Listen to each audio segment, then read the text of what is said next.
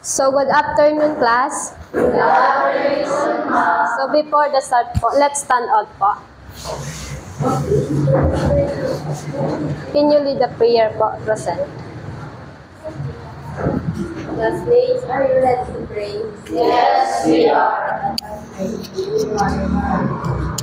Praise be the name of our Lord Jesus Christ, now and forever. Amen. Good afternoon. So, before po ako mag-proceed po, which is ano po yung tig-discuss po in previous lesson po, who can recall po, who can give the recall po? Anyone po from the class po? Sige, proceed. So, about po sa supporting children's emotional growth and well-being. So, tinutuan po kung paano po mag-manage po kang emotion kang sarong aki, and then yung ma-develop din yung empathy, and then ang activities na pwede po is pwede din po yung role play para po ma-express din yung feelings and emotions. So, thank you po. So, let's talk about po encouraging and supporting parent involvement in their children education. Next. So, objectives. At the end of the lesson, students should be able to explain why parental involvement is important in child education, identify common challenges that prevent parents from engaging in school activities. She suggests practical ways to encourage parent participation in education, develop an action plan to strengthen school parent collaboration. So, next. So, may papahiling pa ako ng short video po. It's all about the share of real application po. So, let's see po. Parental involvement and academic success. Parents who are involved in their children's education have a significant impact on their achievement. This includes helping with homework, attending school events, and discussing school activities at home. Source: National Education Association. So, may inano po ko ng question po. Next po.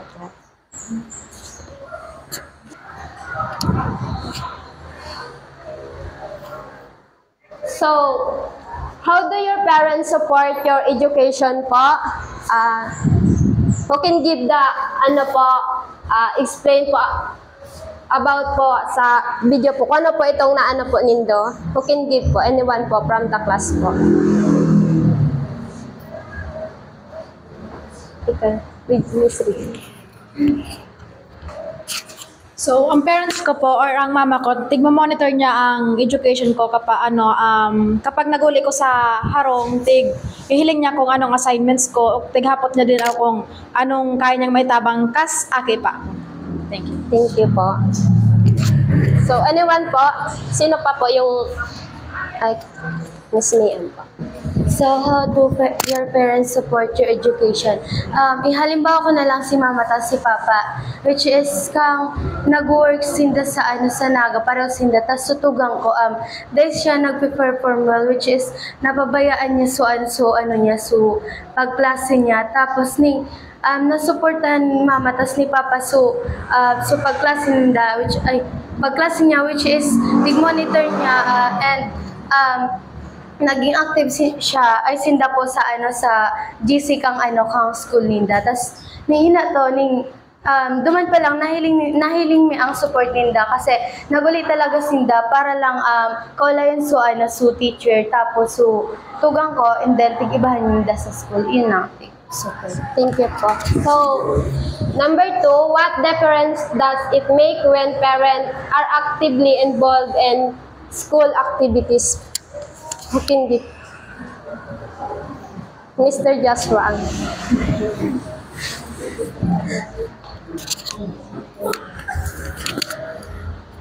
So the difference parents actively involved sa school activities, which is sabi lang kasi bago the student perform well sa academic performance, and mas na-motivate ang student pag ang parents active sa school or any activities or events. Thank you. Thank you po. Next meeting. So, number 1, why is parental involvement important in child education? So, can you please read, Shena?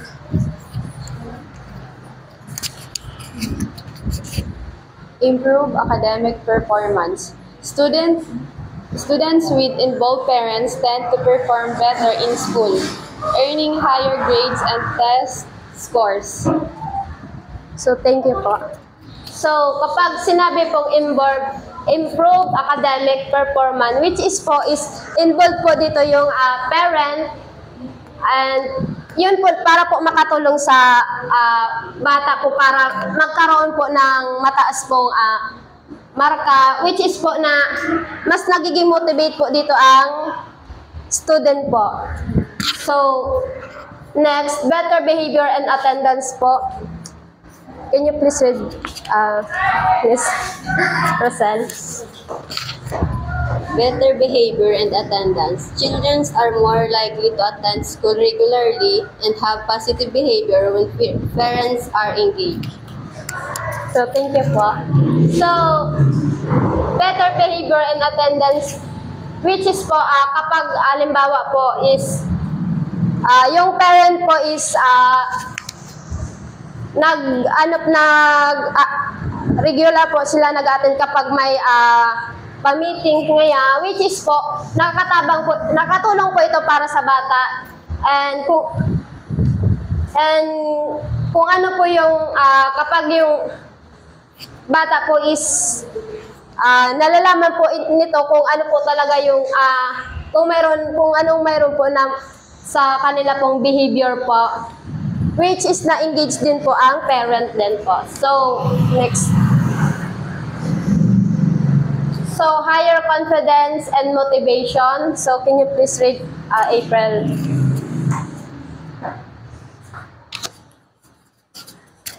Higher confidence and motivation. Parental encouragement helps children develop a positive attitude toward learning in school. So, thank you po.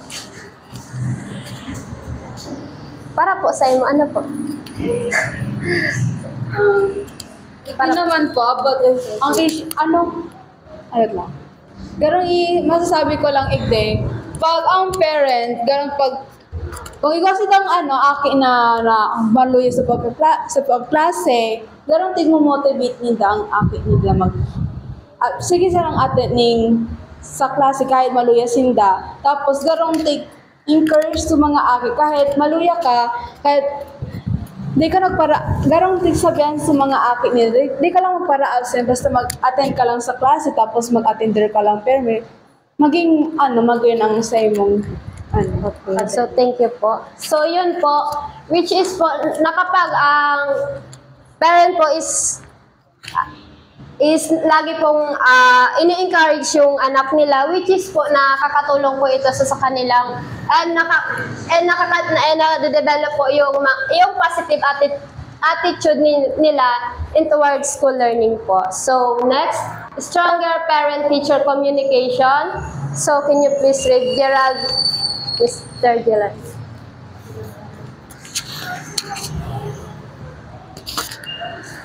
Stronger parent-teacher communication. When parents collaborate with teachers, students receive better support at home and in school. So, for you po, ano po yung naintindihan mo sa? So, kapag ang parents na po nakikipag-collaborate with sa teachers, mas nagkakaigwa ng support ang student. Ito bang pag halimbawa, ang parent naghahapot sa teacher about sa mga support at home. Kaya pag tigsasabi kang teacher sa mga dapat gibuhon kang parents sa harong halimbawa, so pag ang akin nasa harong, sabihan so parents na perming tabangan natin magsurat kung malayloya dyan. Thank you po.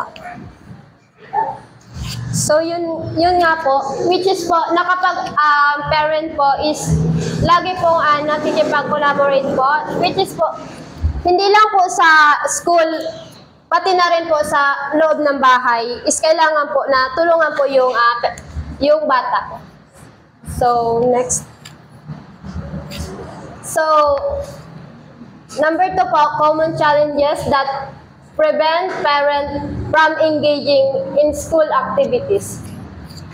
So, can you please read Angela po?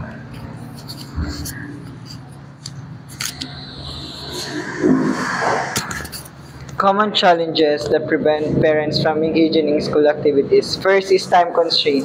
Work schedules and other commitments make it difficult for parents to attend school events. May example po ko dyan sa halimbawa po, example po kasi pag-interview mo is, wala po kayong mga pahapod, yan po PTA. Tapos, ang mga ibang magulang is, pero may pagreklamo, dahil maka-attend, mas inot na kaya, so panghanap buhay para may pagkakan kaysa dapat mag-attending meeting. And also, kapag kapag di naka-attend ang magurang, di siya na update sa kung ano po si nagigibo kang estudyante, halimbawa po sa grades, di niya naaaraman kung ang akin niya ba is academically, siya, yung nakasabay siya sa klase niya. And also, kung ano si mga kaipuan na maaraman ka magurang sa iyang estudyante. Tapos, yun na. Thank you po. So, next po, lack of awareness.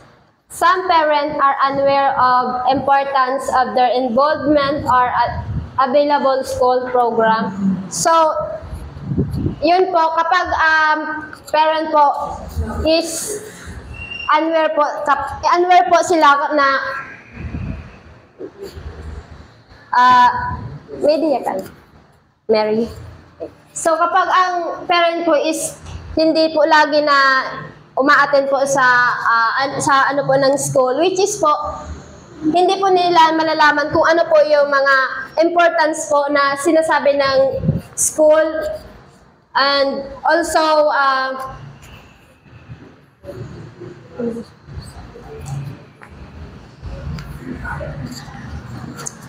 pwede ka.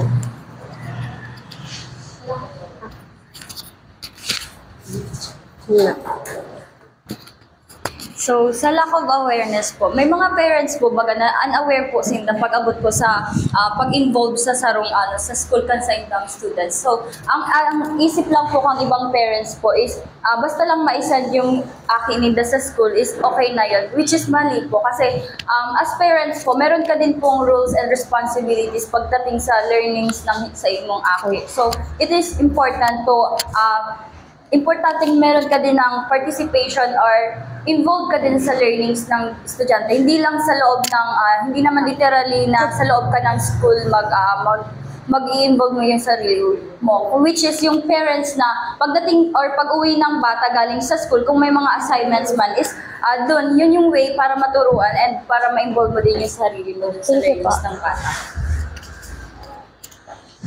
So, next. So, language barrier. So, can you please read Miss Simpson? Language barriers. Non-native speaking parents may struggle to communicate with teacher and school staff.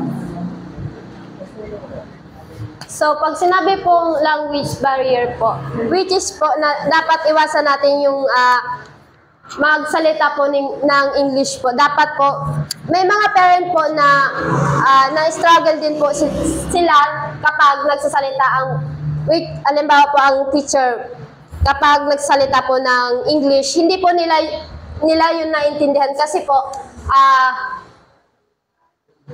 nahirapan po sila. And dapat po, which is po na dapat na kailangan po na magsalita po tayo yung mas naintindihan po nila. Mother tongue. So, next po, limited education program. Background, sorry po. So, can you please read John Patrick Villas? Okay, ano daw?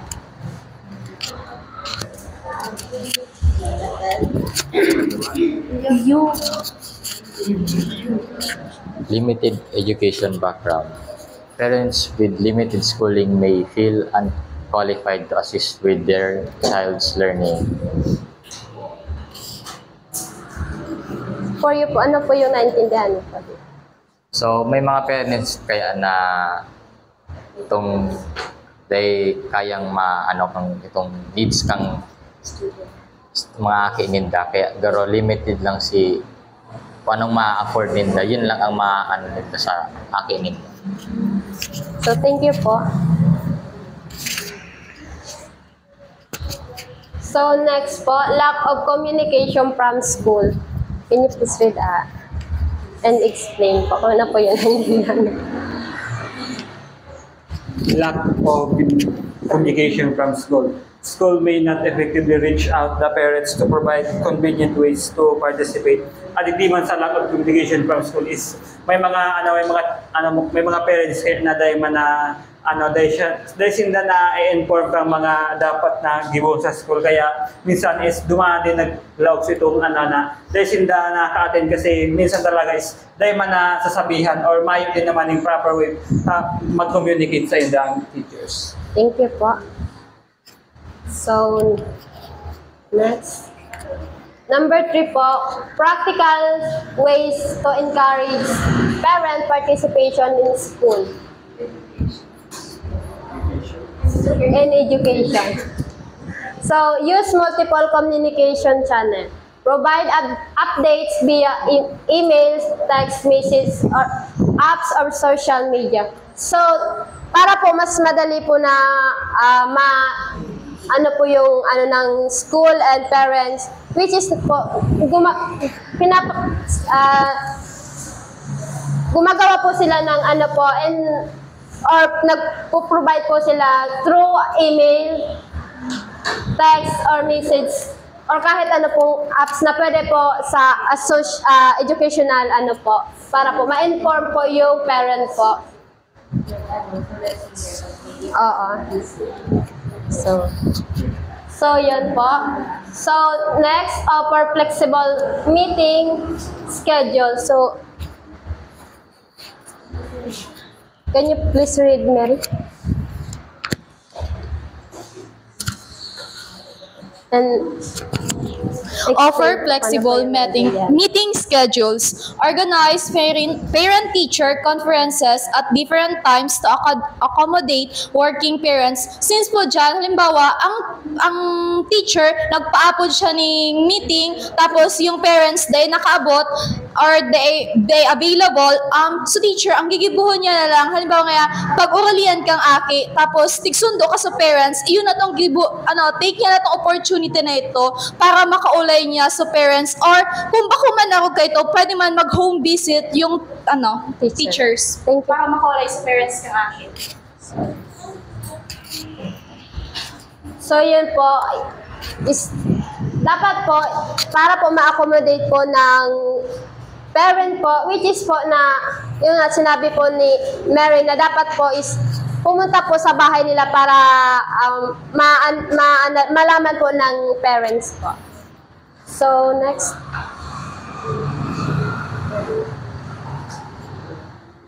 Provide parent education workshop. Teach parents strategies to support their child learning at home. So,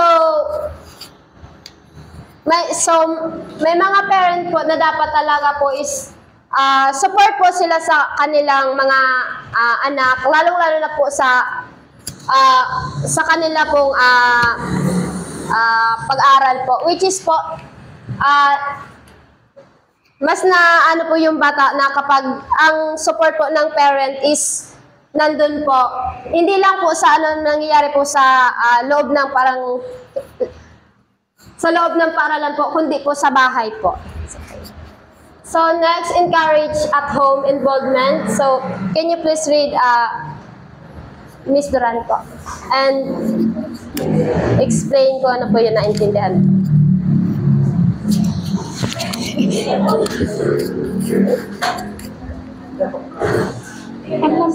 Encourage. encourage at-home involvement. Suggest simple activities like reading together, helping with homework, or discussing school topics. So, dyan dapat i-encourage ang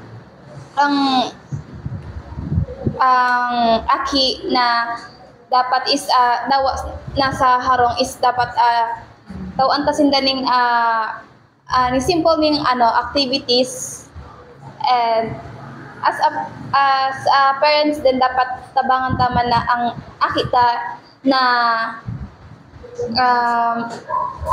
tabangan ta atong sa mga homework, studies, ang mga assignment aragan. So, thank you po.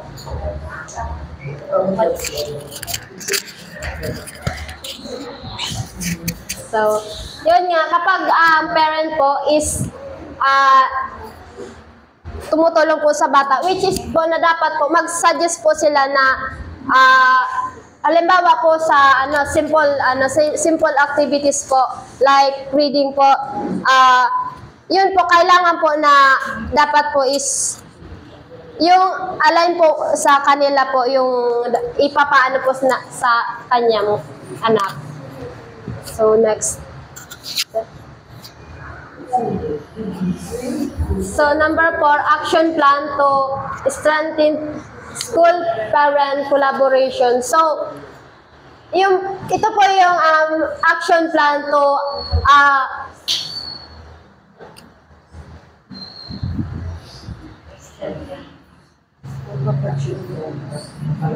ito po yung mga action plan para makatulong sa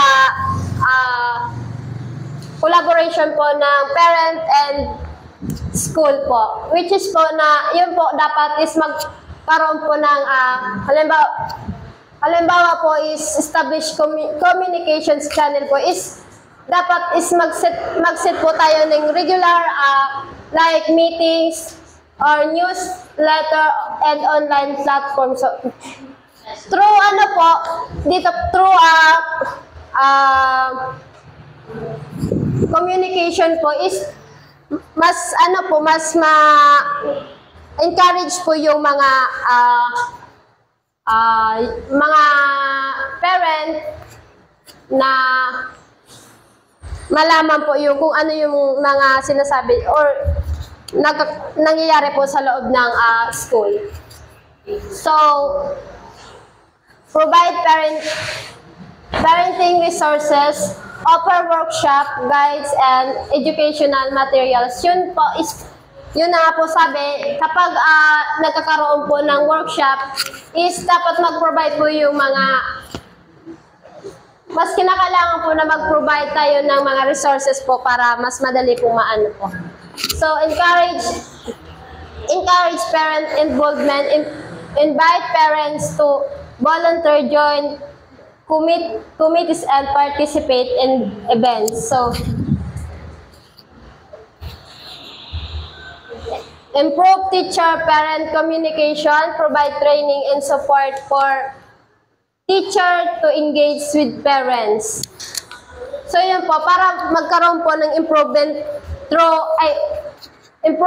po with school and parent po, which is po,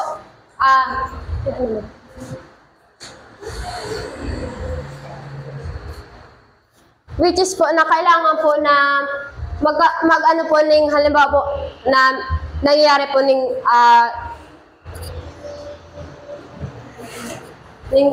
training and yun po kapag may training na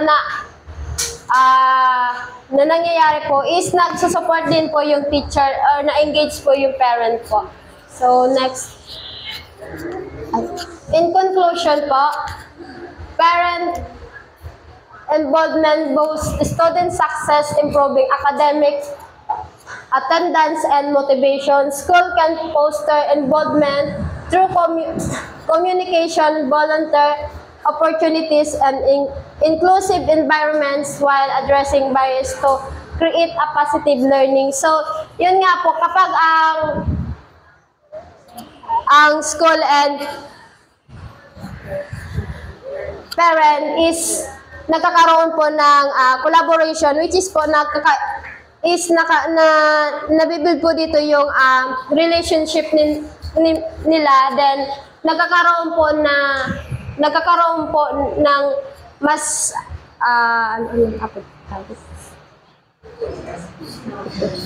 stronger relationship.